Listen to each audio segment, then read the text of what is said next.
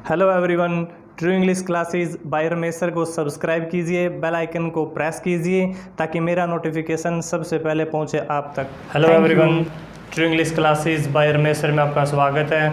और स्टूडेंट्स, आज की वीडियो में हम बात करने जा रहे हैं past tense, the 4 kinds of past tense: past indefinite, past continuous, past perfect and past perfect continuous tense.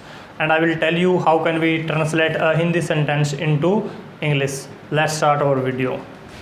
तो स्टूडेंट्स, सबसे पहले हम बात कर रहे हैं पास्ट इंडेफिनिट टेंस की, and how can we identify that this is past indefinite tense.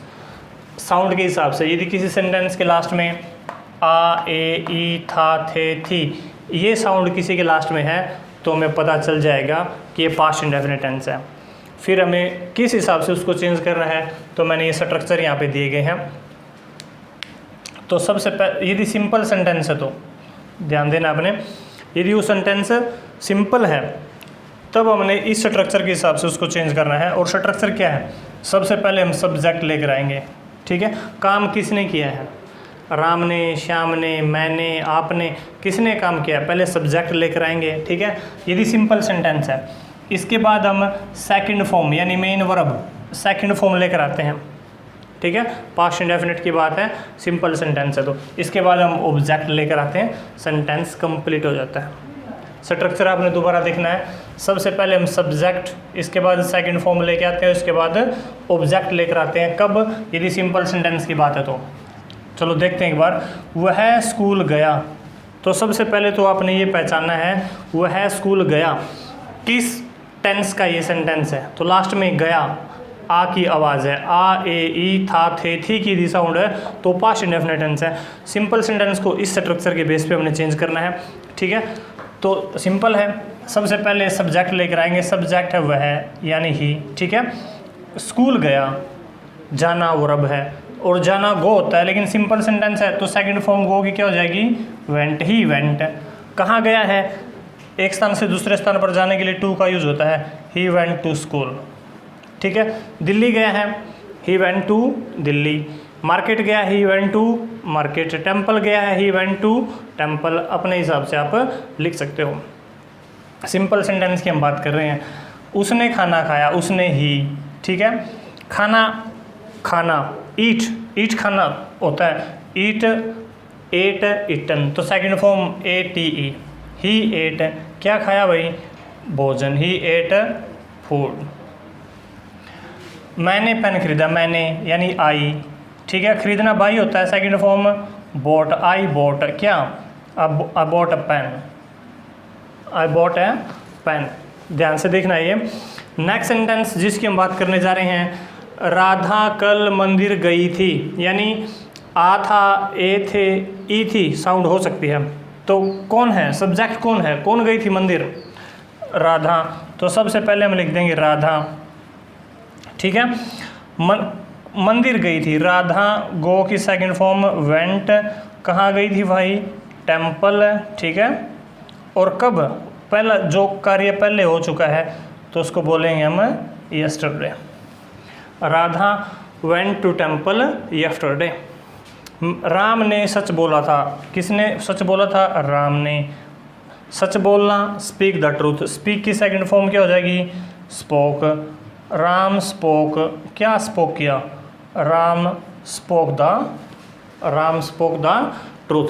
We are talking about simple sentence of past indefinite tense.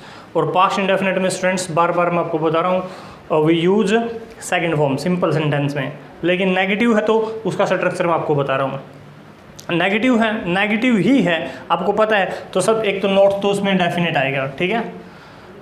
और पास्ट इंडेफिनिट का सेंटेंस है तो हेल्पिंग वर्ब कौन सी? डिड, ठीक है। यानी सब्जेक्ट है, इसके बाद डिड नॉट, और इसके बाद आपने स्टूडेंट दिमाग में एक बात फिट कर लेनी है, डिड नॉट या डू नॉट या डज नॉट के बाद फर्स्ट फॉर्म का यूज़ होता है, यहाँ हम सेकेंड फॉर्म का यूज़ नहीं करेंगे।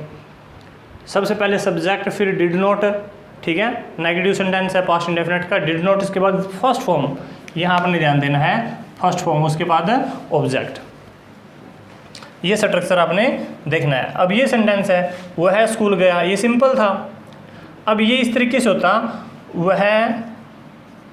वह स्कूल नहीं गया, यदि इस तरीके से होता वह स्कूल नहीं गया, तो वह ही, ठीक है, स्कूल नहीं गया, हेल्पिंग वर्ब कौन सी लेकर आएंगे, डिड नॉट, ठीक है। और जाना क्या होता है भाई, जाना गो होता है। यहाँ तो हमने वेंट की थी, यहाँ हम वेंट नहीं कर सकते क्योंकि डिड नॉट के बाद आपने फर्स्ट फॉर्म का यूज़ करना है, तो इसकी फर्स्ट फॉर्म क्या होती है, गो। ही डिड नॉट गो, कहाँ, he did not go to school, he did not go to school, ध्यान रखना है। नेगेटिव में डिड नॉट और फर्स्ट फॉर्म का यूज़ होगा, सिंपल में सेकंड का। अब उसने खाना खाया, हो सकता है इस तरीके से होता, उसने खाना नहीं खाया, इस तरीके से होता, उसने खाना नहीं खाया, तो उसने ही, ठीक है। अब नेगेटिव है तो किसका यूज़ करेंगे, डिड नॉट। खाना तो फूड है, ठीक है, खाना खाना, ईट फर्स्ट फॉर्म होती है, तो यहाँ हम सेकंड एट नहीं लेंगे क्योंकि डिड के साथ में फर्स्ट लेते हैं, तो ही डिड नॉट ईट फूड, ठीक है। अब मैंने पेन खरीदा, ये ऐसे हो सकता था, मैंने पेन नहीं खरीदा, मैंने, आई, ठीक है, डिड नॉट। खरीदना क्या होता है, बाई, यहाँ फर्स्ट फॉर्म लेंगे, सेकंड नहीं ले सकते।